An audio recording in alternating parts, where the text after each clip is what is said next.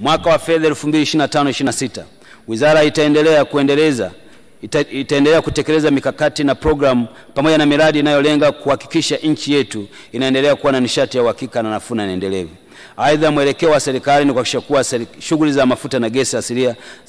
zinashamiri na kuwa na mchango wake kwenye pato la taifa na zinaendelea kuimarika. Katika kufikia azima hiyo, wizara itaendelea kushirikiana na wadau mbalimbali katika kuhakikisha kuwa uendelezaji wa sekta hii muhimu na pia ufuatiliaji wa karibu wa utekelezaji wa programu za miradi vinapewa kipaumbele kwenye mwaka wa fedha. Mheshimiwa Spika, naomba sasa kutoa hoja kwamba bunge lako tukufu likubali kuidhinisha